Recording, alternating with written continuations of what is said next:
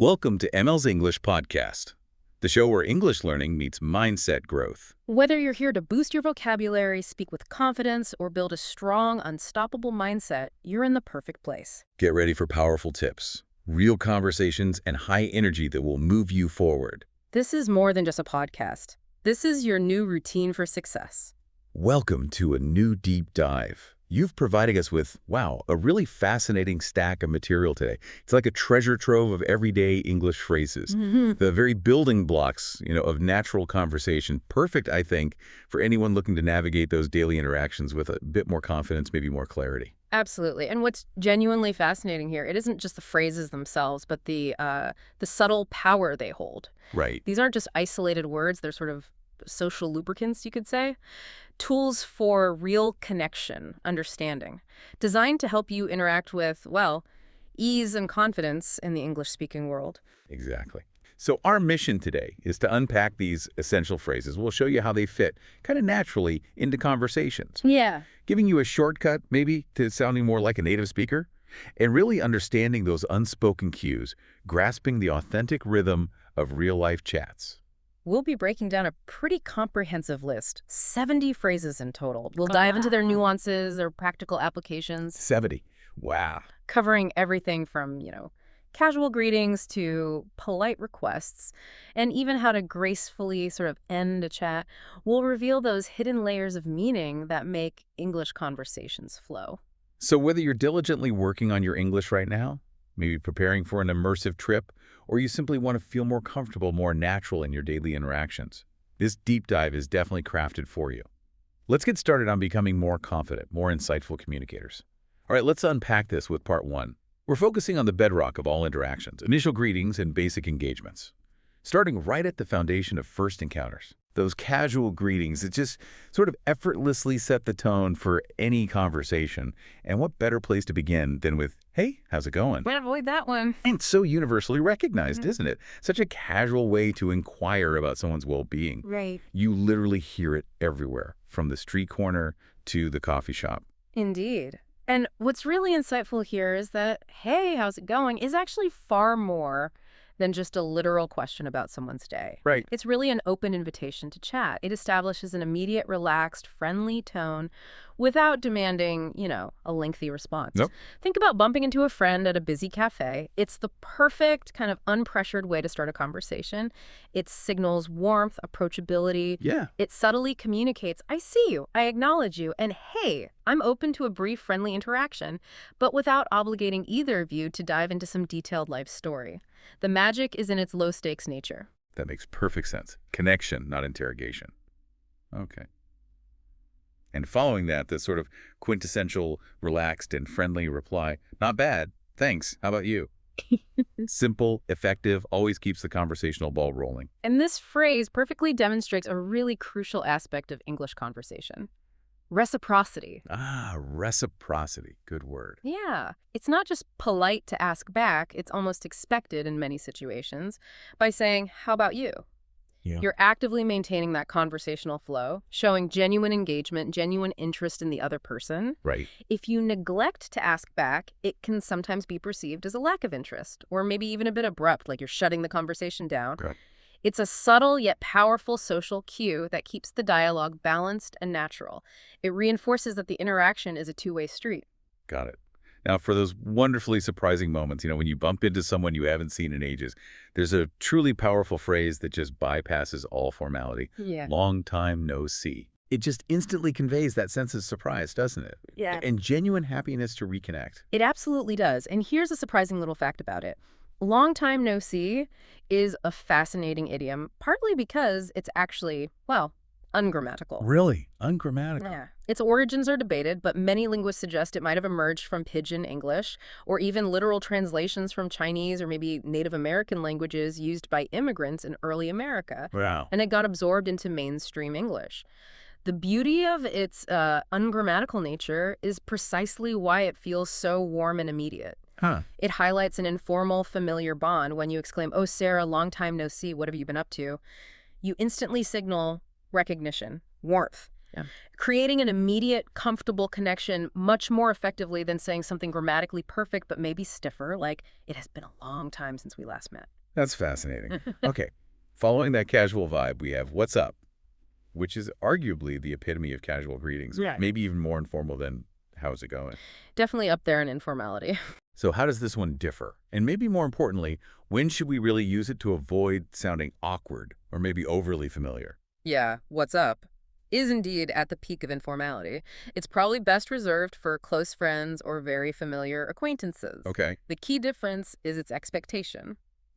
While how's it going can invite a brief response about well-being or a quick, not much, what's up, often implies a desire for a quick, informal update on their current activity or situation. Ah, activity, right. The common replies are often things like, not much, just working, or nothing new, what about you?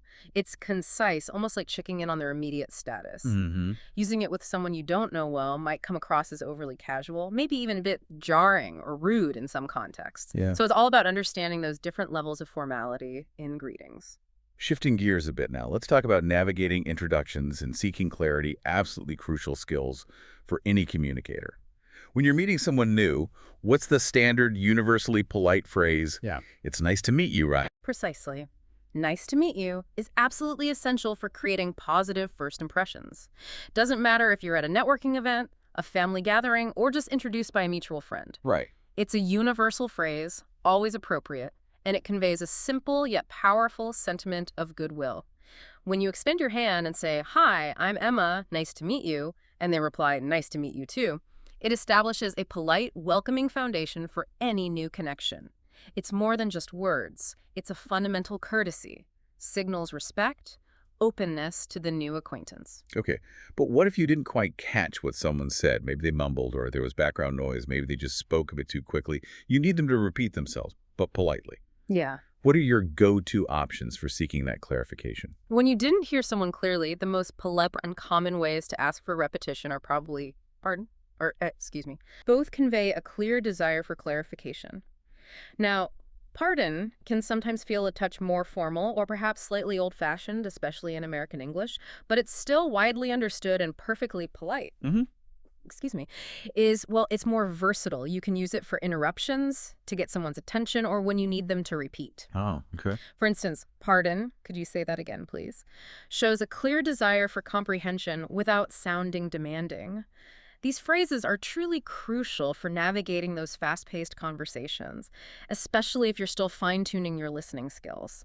And they prevent awkward misunderstandings. It really is those small, often overlooked moments in conversation that show politeness and consideration, isn't it? Absolutely. Like when you make a small, unintentional mistake or you accidentally interrupt someone, that's where I'm sorry comes in. It's not just for, grand apologies, but for those tiny social missteps. You're spot on. I'm sorry is such a vital social lubricant for those minor transgressions. It's about acknowledging your action, no matter how small, and demonstrating consideration for the other person. Right. If you accidentally brush past someone in a crowded space, a quick "I'm sorry" prevents any friction. Or if you interrupt them mid-sentence and realize it, saying "I'm sorry, go on," immediately shows respect and allows them to resume their thought. The simple phrase can diffuse potential awkwardness, maintain a smooth, respectful interaction, and show that you're attuned to social graces. It signals empathy and a desire for harmony. Speaking of maintaining smooth interactions, let's move to essential responses and expressing ideas that keep conversations flowing easily. When someone thanks you for something, what's a casual and friendly reply that's not always the standard "you're welcome"? Sometimes "you're welcome" can feel a little stiff, Yeah, it can. No problem is a very natural and widely used alternative, and it carries a distinctly different nuance. How so? Well, when you say "no problem" after someone thanks you for a favor or some assistance, it subtly suggests that the act was effortless for you, or that it wasn't a burden at all. Ah, right. So if a friend says, "Thanks for your help with the move," and you reply, "No problem at all," it conveys a relaxed, accommodating, almost altruistic attitude. Makes the interaction feel more informal and genuinely friendly. It reassures the other person they didn't inconvenience you. Got it. And when an idea or a suggestion pops up that you genuinely like, you want to embrace it, you enthusiastically say, "That sounds great." Yeah. It just bursts with positive agreement and eagerness. Right. Makes the other person feel heard and validated. Absolutely. That sounds great. Conveys strong positive agreement and eagerness. It invites further engagement with the proposed idea. Yeah. If someone suggests, let's grab coffee tomorrow morning and catch up, responding with, that sounds great, shows not just that you agree, but that you're genuinely enthusiastic, eager to participate. Mm-hmm. It actively encourages the other person, signals your willingness, and injects this lively collaborative energy into the conversation, moves plans forward with a positive outlook. What about those times, though, when you genuinely don't know the answer to a question? Hmm. It's definitely far better to be honest and transparent than to guess. I'm not sure is clear, direct, and it's perfectly acceptable, Yeah, right? absolutely. I'm not sure is crucial for setting realistic expectations and maintaining transparency and trust in your communication. Yeah. It's perfectly acceptable, often preferable to admit not knowing something rather than speculating or giving incorrect information. Right. In fact, it's often followed by an offer to find the information, like, I'm not sure where that cafe is, but hang on, let me check on my phone. Okay. This shows initiative and honesty. It builds credibility rather than trying to bluff your way through. It's a very practical phrase for just daily honesty and responsible communication. Now for asking for help, eliciting opinions, and genuinely showing engagement in a conversation. If you find yourself in a situation where you need assistance, what's a polite and direct way to ask for support? Could you help me? Is a phrase that's absolutely crucial for navigating daily life. Whether you're asking a stranger for directions or maybe a colleague for a quick favor. Mm-hmm. It directly requests support while maintaining politeness and respect. For instance, excuse me, could you help me carry these heavy bags to my car? It's straightforward, yet courteous. Doesn't sound demanding or entitled. Right. It ensures your need is clearly communicated, making it easier for someone to offer their help. This phrase is definitely your go-to when you encounter a practical challenge that requires another's aid. And for us learners, or really anyone encountering complex information, what if something's just completely unclear?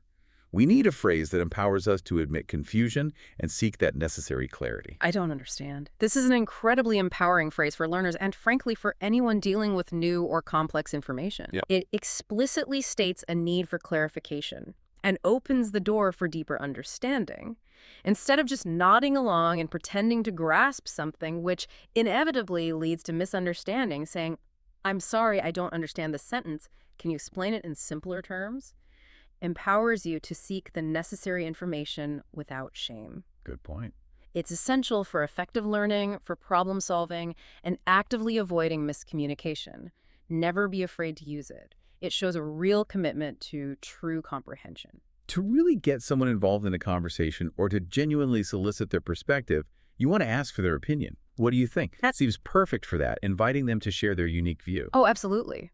This phrase is excellent for fostering engagement and collaboration. It transforms a potential monologue into a real dialogue. Yeah. When you say, I'm thinking of taking a solo trip to Japan next year, what do you think? Good.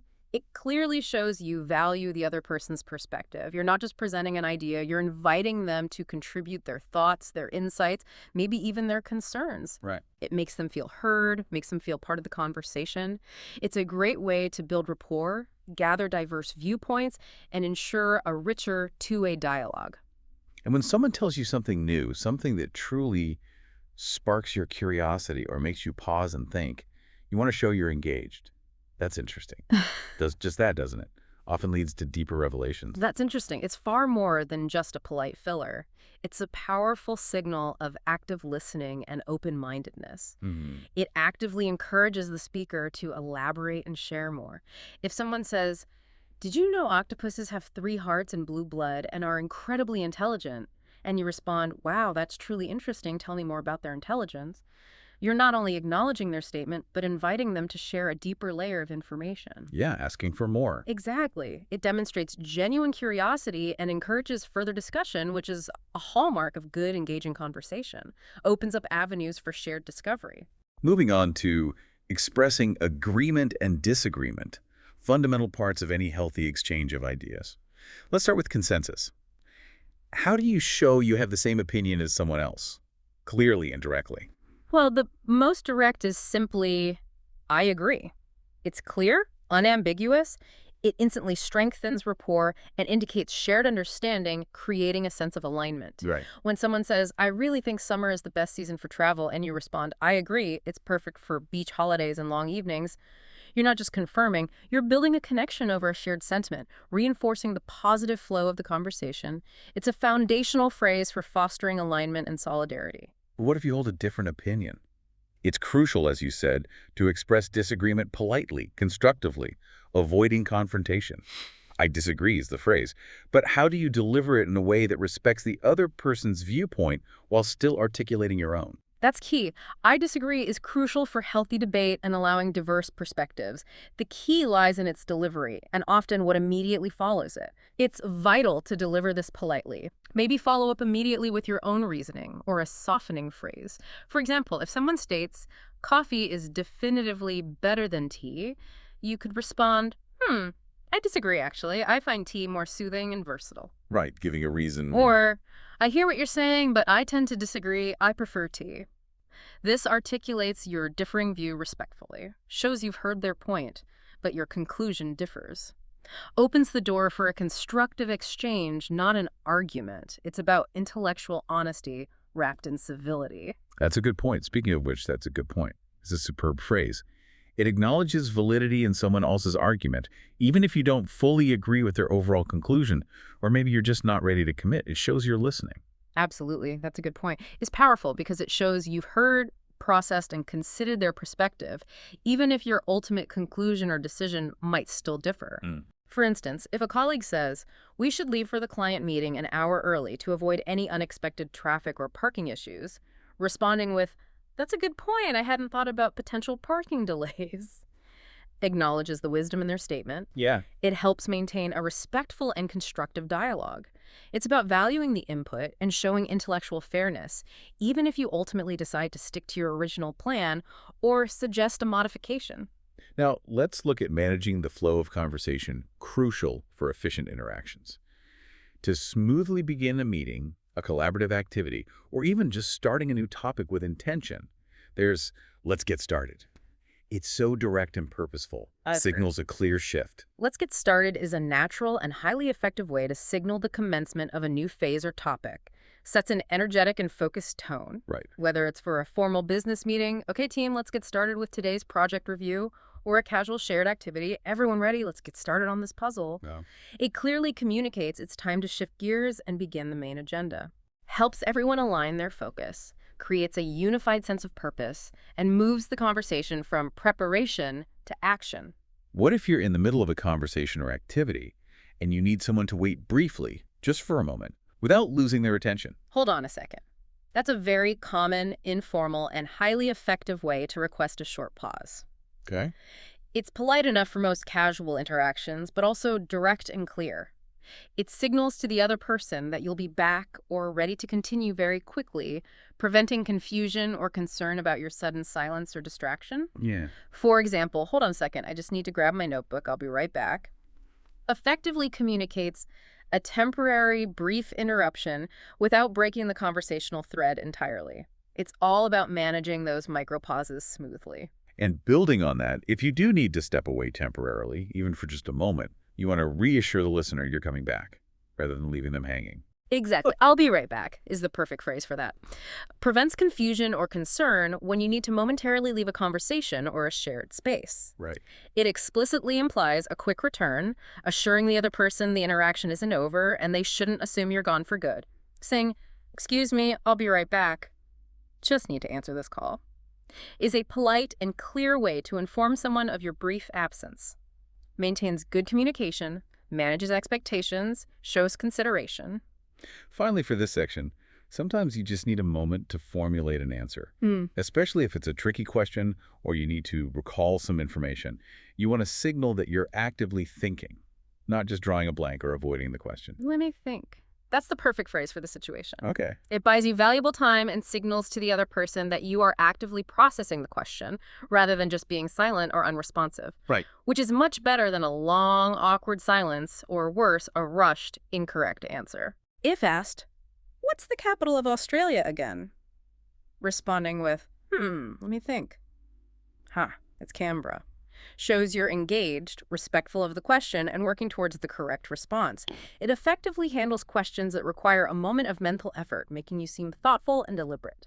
All right, let's pivot into part two, navigating public and commercial spaces. This is where those practical, everyday phrases really shine, especially when you're out and about, handling daily errands, or maybe exploring a new place. First up, the indispensable phrases for ordering, shopping, and payments. What's the clearest and most polite way to order food or drinks in pretty much any establishment? The standard, widely understood, and polite phrase is definitely, "I'll have the item, please." Can't go wrong with that. Nope. This structure is incredibly versatile and universally recognized. Cafes, restaurants, fast food places, you name it.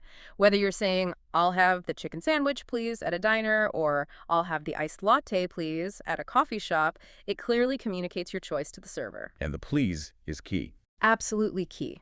It consistently makes the request courteous and friendly, ensuring a smooth and pleasant transaction with service staff. Sets a respectful tone right from the start. And once you've picked something out in a store, the universal question for finding out the cost, without sounding demanding, how much is it? How much is it? Straightforward, concise, and absolutely necessary for any shopping scenario. Get straight to the point without being blunt. Right. If you're admiring a scarf in a boutique and say, "Excuse me, how much is this scarf?" It's the most direct and universally understood way to inquire about the price.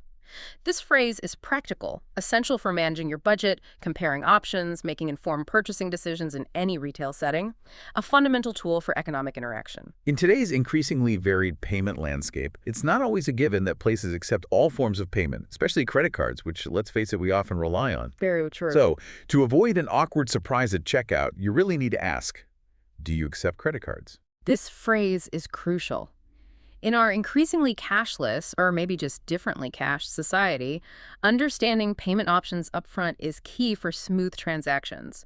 Avoids that last-minute stress. Definitely. You might hear replies ranging from a simple, "Yes, we accept Visa and MasterCard," to, "Sorry, we only take cash," or maybe, "We accept cards, but there's a minimum purchase of $10.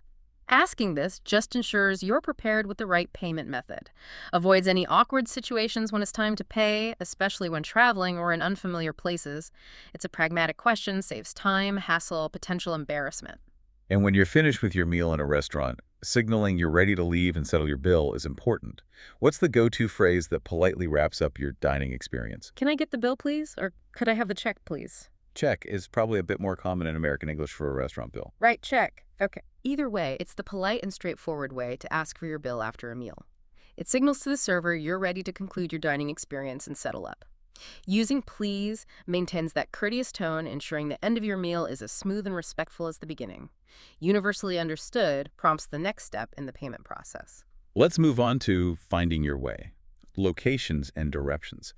This is absolutely essential for navigating public spaces, especially when you're in an unfamiliar environment. What's the polite and direct way to find the most universal necessity? A restroom. Is there a restroom nearby? A phrase of, as you say, universal necessity. Yeah. Knowing this phrase can truly save you from uncomfortable situations, especially when you're in an unfamiliar city or a large public venue. It's polite, direct, ensures your immediate need is understood without ambiguity or awkwardness. Whether you're in a mall, a park, a museum, a restaurant, incredibly practical for your comfort and peace of mind, a linguistic lifesaver, really. And to find any specific location, whether it's a subway station, a specific store, even a particular street, what's your most versatile bet for getting clear directions?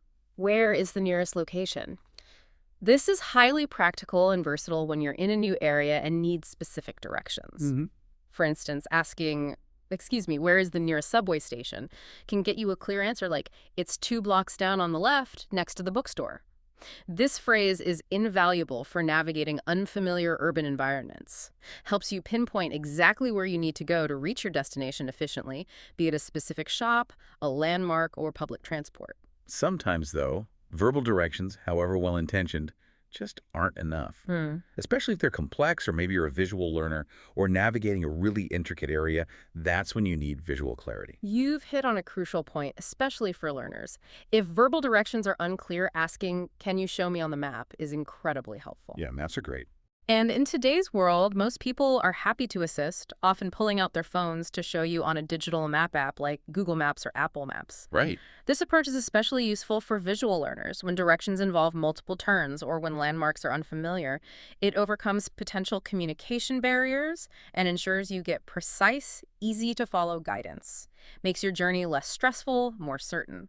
It's leveraging visual aids for clarity. Now, for specific needs, checking business hours and getting valuable recommendations. If you're searching for something particular in a store, a service, or even just a type of place, how do you clearly state your purpose to an assistant or maybe a helpful stranger? I'm looking for a item place. This immediately and efficiently conveys your objective, allows them to guide you quickly. For example, saying, "Excuse me, I'm looking for a gift for my friend, something unique," or "I'm looking for a pharmacy that's open late," clearly states your intention. This phrase is crucial for getting efficient, targeted assistance in stores, public places, service establishments, ensures you don't waste time wandering or trying to explain your needs indirectly. Concise and effective. And to plan your day efficiently, making sure you don't arrive at a closed business or miss an opportunity, you often need to check when places open or close. What's the simplest way to ask about business hours? What time does it open close? Vital for planning your day, avoiding wasted trips. It's concise, universally understood. Yeah. If you ask, "What time does the museum close today?" a clear answer like, "We close at 6 p.m. sharp," allows you to manage your time effectively, ensures you get there before closing or plan another activity.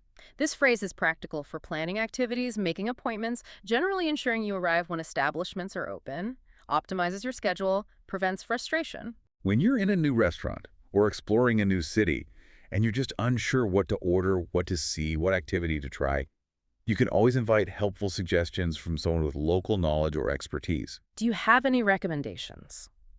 An excellent phrase for exactly that. It shows you're open to suggestions and you value local knowledge or expertise. Yeah, that's inviting. It demonstrates an open-minded approach and often leads to delightful discoveries you might not have found otherwise. For instance, asking a waiter, "Do you have any recommendations for a good appetizer that's popular here?" Or asking a local, "Do you have any recommendations for a quiet park nearby?" allows them to share their insights. Often leads you to try something new and enjoyable that enhances your experience. Let's talk about handling price and making polite requests that get results. If something is just beyond your budget or seems unreasonably priced, how do you express that honestly but politely, maybe to open a door for alternatives? That's too expensive. It's direct, but it can be delivered politely. The nuance is often in the tone and what you might say next. It can often be followed up with something like, "Do you have something similar but cheaper?" Or, "Are there any more affordable alternatives you could recommend?" Right, looking for options. Exactly. This phrase allows you to negotiate prices, explore different options, or find more affordable versions without coming across as rude or demanding. It clearly communicates your financial limits, encouraging the other party to offer solutions within your budget.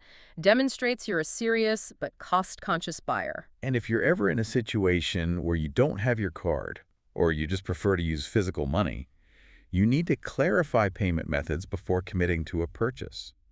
Can I pay in cash? Essential in a world of diverse payment options. This question ensures you avoid a problem at checkout, especially if you're unsure if a place accepts cards, if their card machine is down, or if you simply prefer to use physical money. For example, "I don't have my card right now. Can I pay in cash for this?" Clarifies the situation immediately. Allows for a smooth transaction, prevents any awkwardness at the register. It's a practical step for managing your finances on the go. To make a respectful request that gives the other person space to decline without feeling awkward or pressured, you'd use the structure, "Do you mind if I action?" It's beautifully polite, isn't it? It really is. This structure is exceptionally polite and shows deep consideration for the other person's comfort and willingness. Prioritizes their potential inconvenience. Yeah. When you ask, "Do you mind if I open the window? It's a bit stuffy in here," it leaves ample room for them to genuinely say, "No, go ahead, please," or to politely decline if they prefer it closed for whatever reason. Right, no pressure. Exactly. It's not a demanding statement. It's a gentle inquiry that explicitly seeks their permission and puts the other person at ease. Makes it easier for them to respond honestly without feeling pressured or obliged. This phrase is a masterclass in considerate communication. For us language learners, one of the biggest challenges is when someone speaks too fast. We need a polite yet effective way to get them to slow down without offending them. Could you please speak more slowly? Absolutely essential for learners. It directly addresses a common challenge without being demanding or impolite. And people usually respond well? Generally, yes. Most native speakers will readily slow down and articulate more clearly if you ask politely. They genuinely want to be understood. This phrase empowers you to manage listening comprehension challenges proactively, ensures you grasp important information and don't get lost in rapid speech. It's a game changer for effective understanding and a vital tool for continuing to learn in real-time conversations. And similarly, if you just miss something, or you need clarification because a word was unclear, or you simply weren't paying full attention for a second, you don't want to just blurt out, "Repeat that." You need to be polite and show you're trying. Right. Can you repeat that, please? Is a much more polite and less abrupt alternative to a blunt repeat that. It implicitly shows you are actively trying to understand. It gives the speaker a chance to rephrase or clarify what they said, which they might do if they realize their initial phrasing wasn't clear. This phrase helps ensure you grasp important information and avoids miscommunication. Signals your genuine desire for clarity rather than simple inattention or lack of comprehension. Keeps the conversational flow positive and collaborative. When you need to make a reservation, perhaps for a table at a popular restaurant, a hotel room, or other bookings, there's a phrase that's formal enough to convey polite intention and ensure clarity. I'd like to reserve a table, or I'd like to make a reservation. These are practical and widely understood phrases for planning activities that require reservations. Formal enough. Yes, formal enough for restaurant bookings, hotel appointments, other service settings, clearly indicates your polite intention to book a specific time or service. For instance, "Good evening, I'd like to reserve a table for 2 at 7 p.m. tonight, please." This phrase is your go-to when you need to formally secure a spot. Ensures clarity and professionalism in your request, whether over the phone or in person. Avoids ambiguity. And for bridging those inevitable language gaps in real time, what do you say when you encounter a word or concept you don't know in English and you need a direct translation? How do you say word in English? Incredibly handy and empowering for language learners. Yeah. It explicitly seeks linguistic help, demonstrates a proactive approach to learning and a commitment to understanding. For example, asking, "How do you say gracias in English?" directly leads to the answer, you say "thank you." This phrase empowers you to fill gaps in your vocabulary on the spot, helps you make immediate progress and foster clear communication in unfamiliar linguistic territory. It's a powerful tool for accelerating your learning curve by leveraging native speakers around you. We're seamlessly moving into part 3 now, covering expressing preferences, offering and seeking assistance, and gracefully concluding conversations. Let's start with clearly communicating your choices. You mentioned 2 common, slightly nuanced ways to say you prefer something. Indeed. You can use "I prefer item action" or "I'd rather item action." Both phrases clearly state your choice. What's the slight difference again? Well, "I prefer tea to coffee because it's lighter and I can drink it all day" is more of a general statement of preference. "I'd rather stay home tonight than go out to that noisy bar" often implies a direct choice between 2 or more presented options, highlighting a stronger inclination at that moment. Ah, okay, like in a specific situation. Exactly. If someone asks, "Do you want pizza or sushi for dinner?" You could respond, "I'd rather have sushi tonight." Or perhaps softer, "I prefer sushi if that's okay with everyone." These expressions ensure your choices and desires are communicated clearly and politely, avoiding ambiguity. What if you see someone struggling with something, perhaps carrying heavy boxes or trying to open a stubborn jar, and you want to offer a helping hand? What are some friendly and polite ways to do that without being intrusive? "Can I give you a hand?" Yeah. Or "Do you need a hand?" are very natural, empathetic, and widely accepted ways to offer assistance. They sound friendly. They do. They show empathy, a genuine willingness to help, and are generally well received because they're phrased as questions, offering a choice. For instance, if you see someone struggling with a stack of boxes saying, "Can I give you a hand with those? They look heavy," Yeah. is direct, friendly, and non-intrusive. It's a hallmark of being helpful and proactive in social situations, demonstrating kindness and consideration without making assumptions about their ability. And conversely, if you need help yourself but want to make a softer, more polite and less demanding request than simply, "Can you help me?" Especially if you're asking for something that might be an inconvenience for them. Right. "Would you mind helping me with this?" is a much softer, more polite, and more considerate way to ask for help. Would you mind? This phrase shows genuine consideration for the other person's time, convenience, and willingness. It makes it easier for them to accept or decline without feeling awkward or put on the spot. For example, would you mind helping me move this heavy couch? I really can't lift it alone. It's effective because it presents the request as something that, while helpful to you, is still potentially an imposition, highlighting your respect for their autonomy. Makes them more inclined to assist, I find. Now on to declining offers, explaining your ability or inability, and granting permission. If someone offers you help but you genuinely don't need it or maybe you prefer to do it yourself, how do you politely decline without seeming ungrateful or rude? No thanks, I've got it. That's a clear, gracious, and confident way to decline an offer of help. Simple and clear. Yeah. It indicates you are capable of handling the situation yourself, or simply prefer to, without being rude or dismissive of their kind offer. This phrase asserts your independence politely, assures the other person their assistance isn't needed at that moment while still acknowledging their kind gesture. Perfect for graciously refusing help when you are capable and want to handle something yourself. What if you have to decline a request, maybe an invitation or an offer, because you simply can't accommodate it? Perhaps you're genuinely busy or unavailable. How do you do that gently and politely? I'm sorry, I'm a bit busy right now. That's a gentle, polite, and universally understood way to decline something you can't accommodate. Gives a reason, but not too much detail. Exactly. It provides a simple, honest reason without making elaborate excuses, and it maintains politeness. For instance, I'm sorry, I'm a bit busy right now, but maybe we could connect another time. Respectfully communicates your unavailability or inability to assist. Allows the other person to understand your situation without feeling personally rejected or thinking you're making a flimsy excuse.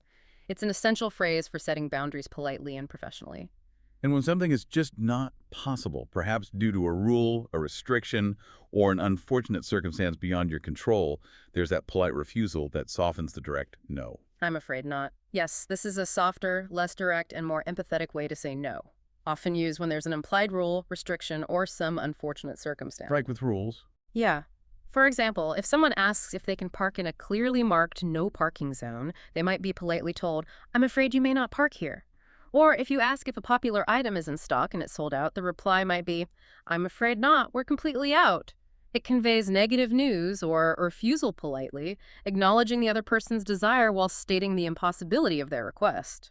To talk about what you are able or unable to do, what's the fundamental phrase for describing your personal capabilities and limitations? Seems basic, but essential. I can't action. Absolutely fundamental and universally understood. Straightforward, unambiguous. Yeah. For instance, I can swim across the lake clearly communicates a capability, while I can't drive a car yet, I'm still learning, directly communicates a current limitation. This phrase is just indispensable for sharing personal capabilities and limitations clearly and concisely in any conversation. Provides vital information about what you are capable of doing or not doing.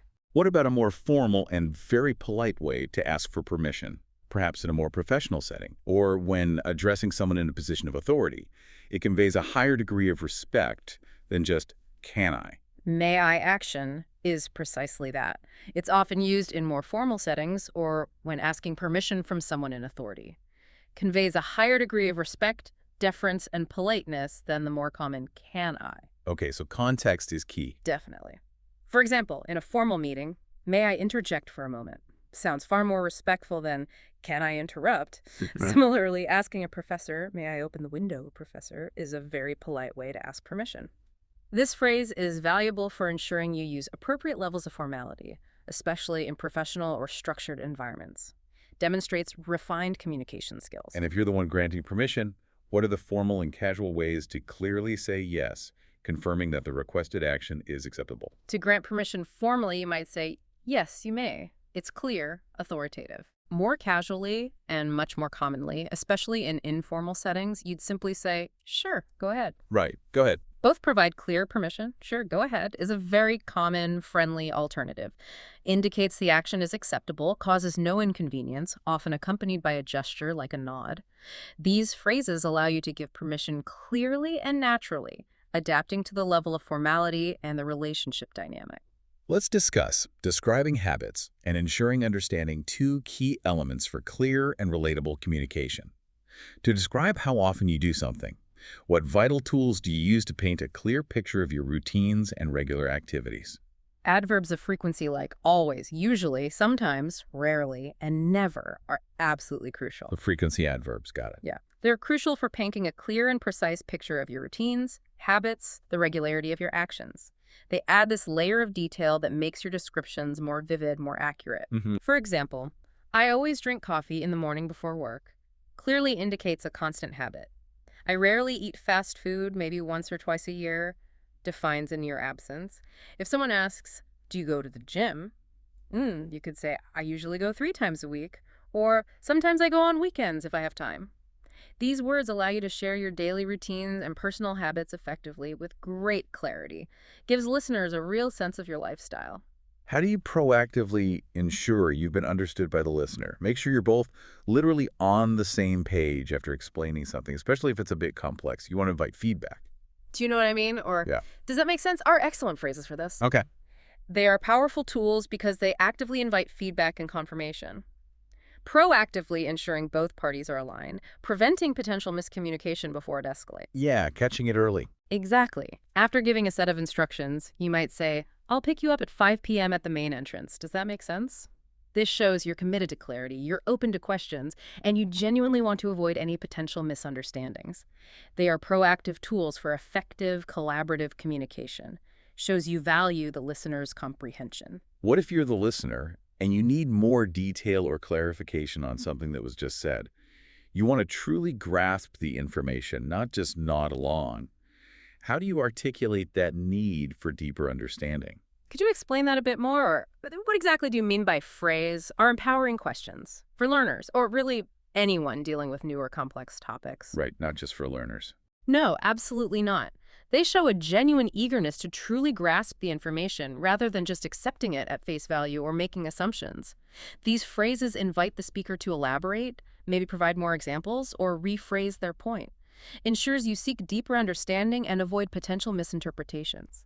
They are key to continuous learning, precise communication, and avoiding costly mistakes that stem from incomplete comprehension. Finally, let's talk about polite closures and graceful goodbyes, leaving a positive and memorable impression. How do you end a chat, showing appreciation for the interaction you just had? It was great talking with you, or I really enjoyed our conversation. These are wonderful phrases for ending a chat politely, leaves a distinctly positive impression. Nice and warm. Yeah. They show genuine appreciation for the interaction and contribute to a pleasant conclusion, reinforcing positive connections. For instance, after a productive meeting, saying, thanks for your time, it was great talking with you, I learned a lot, ensures you part ways on a good note, potentially opens doors for future interactions.